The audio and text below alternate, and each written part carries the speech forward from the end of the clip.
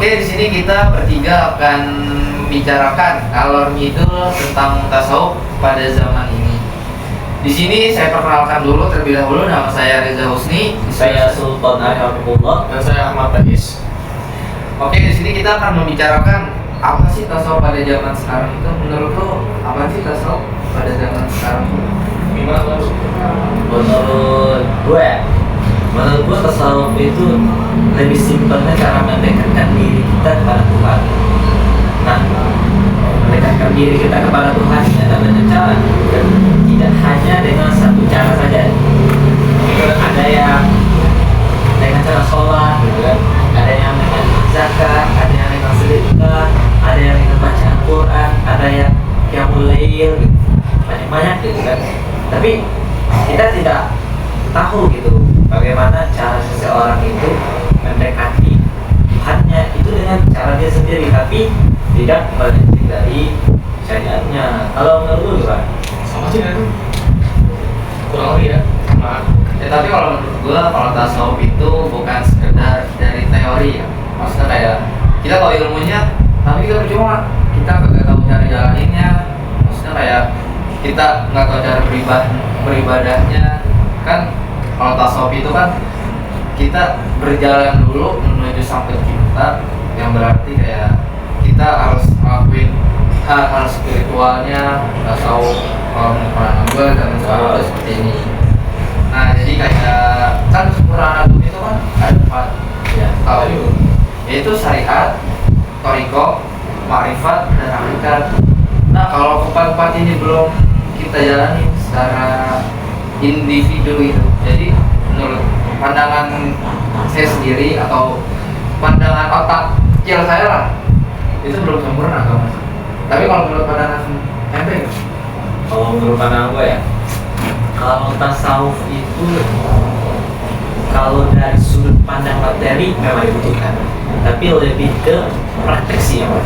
Soalnya gimana ya, kayak kita tahu nih cara-cara sholat, tapi kita tidak mempraktekkan dengan sesuai materi, itu kan akan melenceng ya.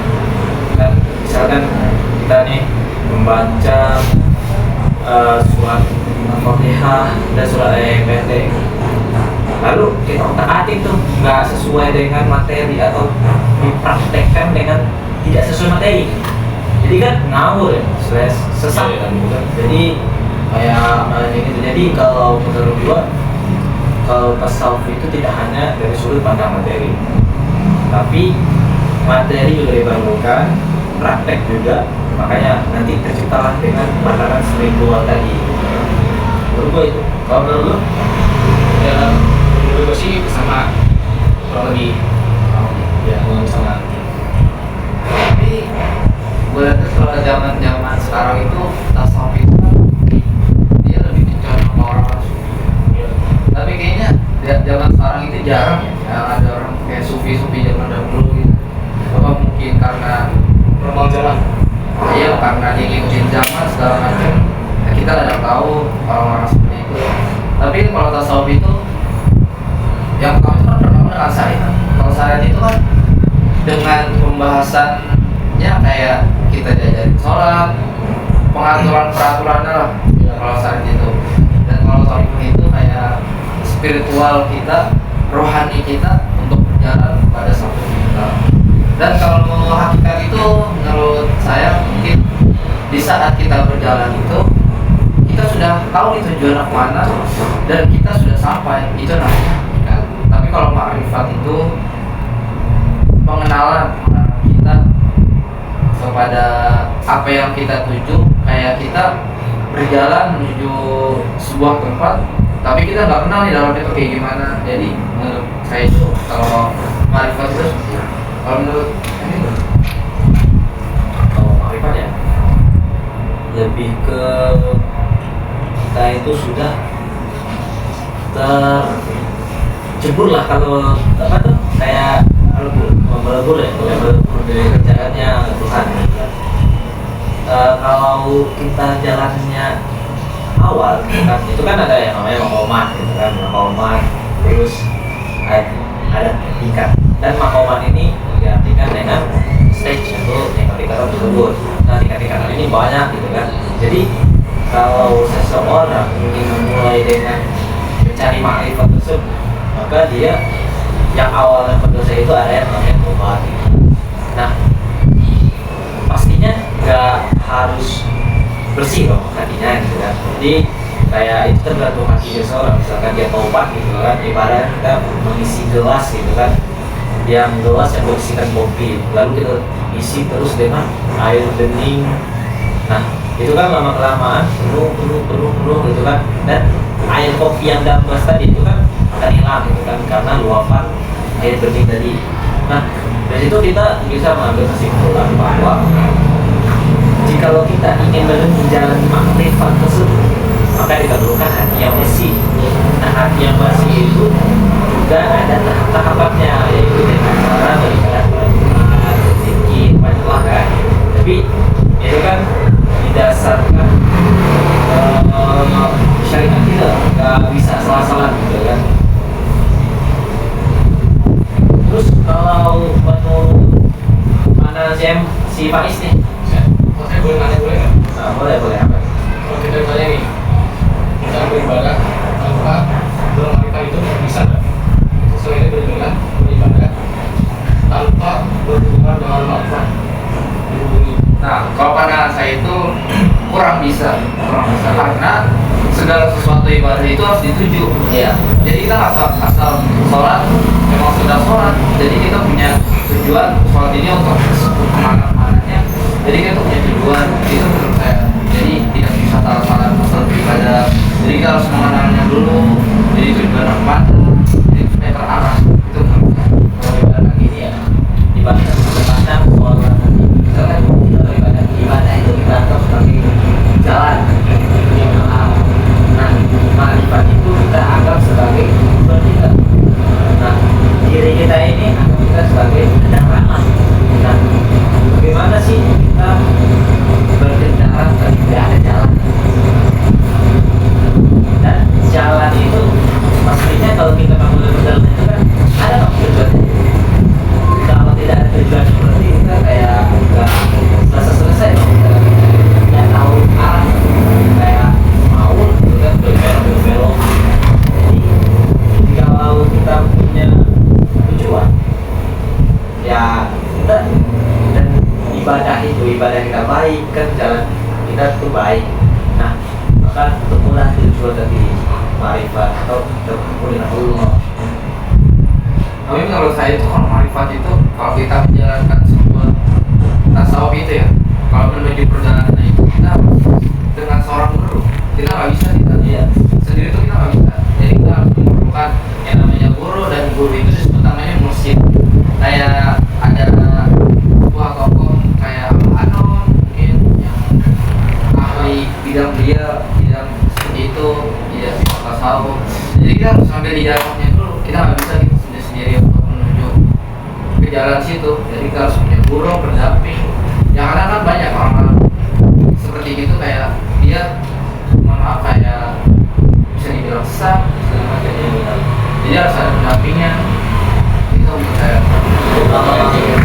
Kalau menurut mana itu berdua ini ada tuh kayak dia kan terus atau ustaz tapi pada kayak dia menyesatkan gitu, tapi dia merasa paling benar gitu kan. Dan lebih anehnya itu kan banyak jemaahnya ikut gitu. Itu kan kayak mana sih memperbaiki pola pikir orang itu. Tapi itu kan susah ya berubah ya.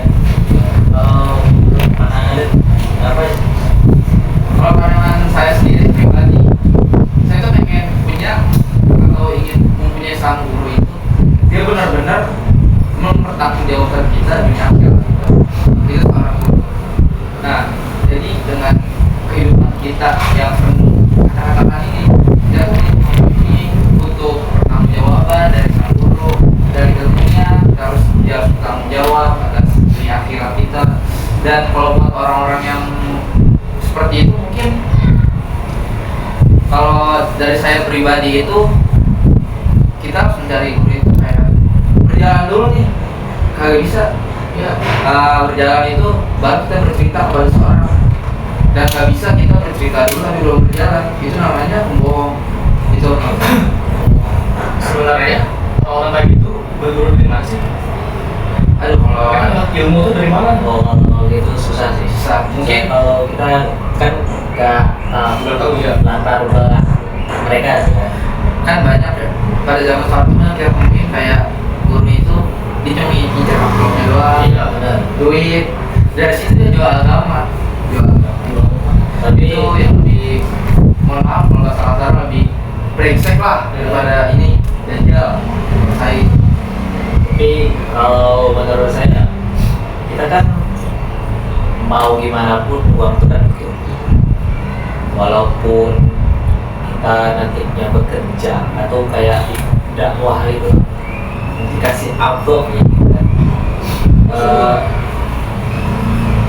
Kita terima misalkan. Nah itu kan tergantung kita ya. Misalkan awalnya kita sudah mengharapkan itu, misalkan kita udah kayak mematok harga untuk dakwah kita itu kan bisa disebut dengan riba agama. Tapi kalau misalkan kita dengan hati yang ikhlas, kalau misalkan kita datang ke semua pengajian kita tidak mengharapkan apapun, tapi kita kayak dikasih amplop dari orang atau dipaksa dikasih gitu kan. Nah, itu kan gak apa-apa kita terima kan. Asal uang itu halal. Kalau uangnya ya kalau kita ada apa kan. ya, tapi emang suka begitu ya kadang di zaman sekarang gitu nggak kiai-kiai orang yang berlomba-lomba untuk menjadi kiai tapi dia kagak tahu segala sesuatu yang dia Banyak pertanyaannya, tapi Allah tidak itu ya udah lu masih neraka gitu kan gitu kan. Kayak diibaratkan isi air kita bocor ya. Ya benar. Misalkan kayak gitu lah kan, kita isi air dia kan walaupun airnya penuh, misalkan kan embernya bocor tuh kan, air itu kita anggap sebagai pahala, lalu pahalanya itu kan masuk tuh kemana-mana gitu kan. Mungkin seperti itu. Tapi itu walaupun sampai itu sudah sholat tobat, sudah minta ampun. Iya, misalkan pasti lu ngelakuin hal yang gak membuat Allah tuh itu gitu kan.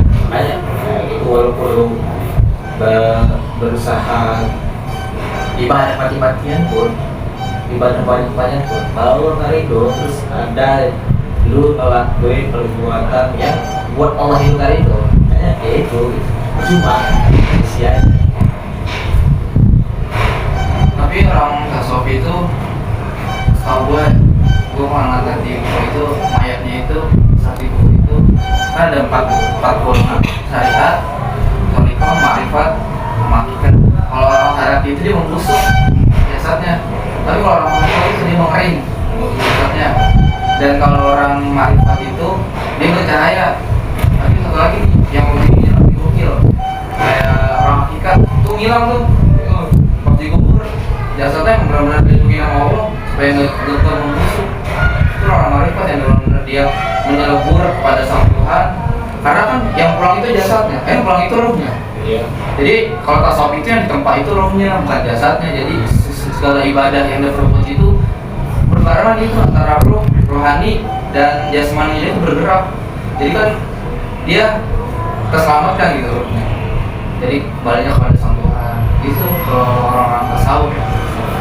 Jadi kan kemarin kan saya tuh nonton TikTok, jadi ada tuh yang lewat gitu kan soal permayatan tadi. Ya nama mayatnya ini Zainuddin kan. Nah orang mana ya, orang Aceh atau orang mana, pokoknya kuburnya itu dibongkar karena mau dipindahin. Nah pas dibongkar katanya dia tuh pas dibongkar kubur itu harum gitu kan. Lalu si adiknya Zainuddin ini nyerah dong, kayak kubur ini harumnya siapa dong, karena merasa kan di situ posisinya ada seorang perempuan. Nah adiknya Zainuddin ini dia ngira yang harum ini perempuan tadi, maka dengan adanya maksud yang nggak nyelutnya kita kan, dia mendekati perempuan itu adik Zainuddin tadi. lalu mencium gitu kan, mencium harum kayak dia berdiri samping lah kan, tanpa disadisi oleh wanita tadi ya. Lalu adiknya Zainul ini kayak bau wanita ini biasa-biasa saja gitu.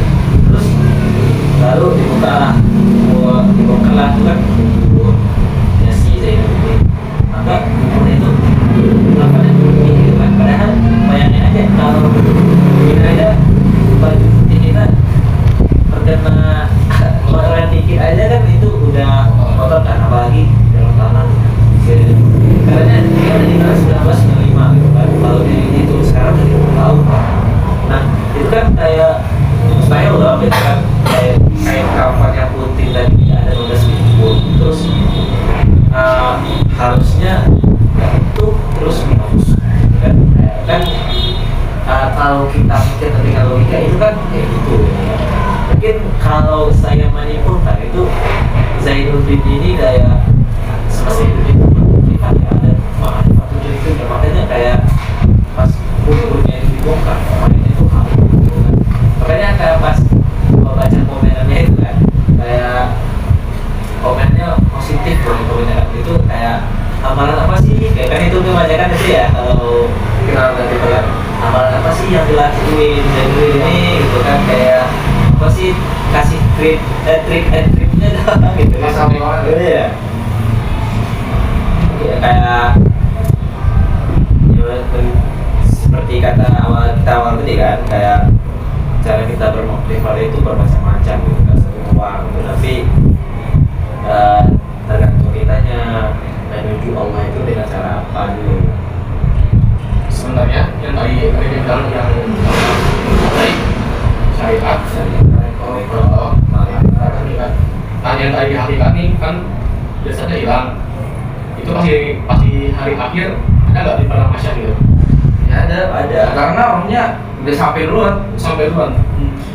Tapi nggak dihisap kan, malah dihisap ditimbang bapak Itu Allah alam ya. Itu dari dunia sana lah ya. Kita nggak tahu. Ya tapi menurut pandangan nih, pantas gak sih bagi seseorang yang berbicara tasawuf tapi kok orang tasawuf? Contohnya kayak misalnya lu orang bengkel, tapi lu udah ngacak-ngacak dunia perburuan tapi lu orang bengkel nih.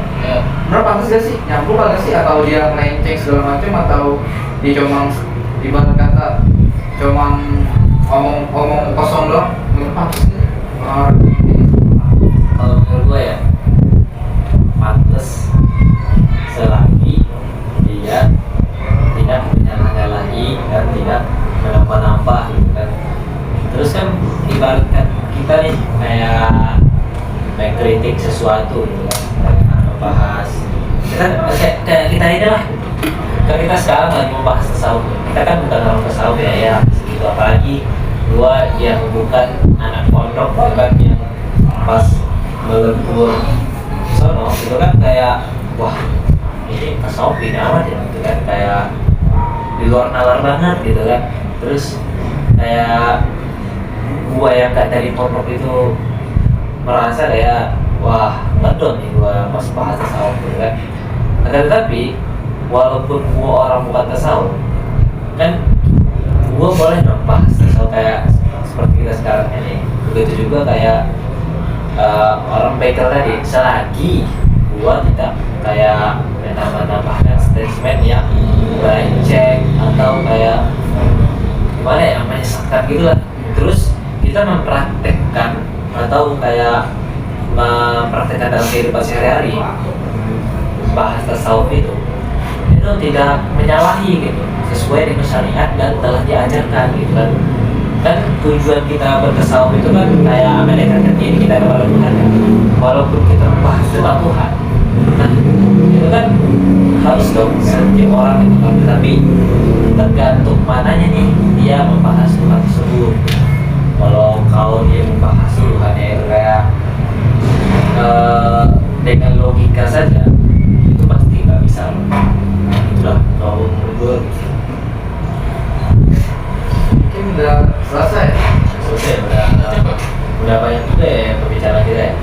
Oke, mungkin cukup di kelompok kita yang membicarakan kalau itu tasawuf. Mungkin apabila ada kata-kata yang salah, tolong diberitahu dan diberi pembelajarannya lagi, karena kita di sini masih benar-benar polos dan kita nggak tahu dunia sana. Ini cuma sekedar pembahasan yang ada di otak kecil kita lah. Mungkin cukup sekian dari kelompok kami. Kurang lebihnya mohon maaf. Wassalamualaikum warahmatullahi wabarakatuh.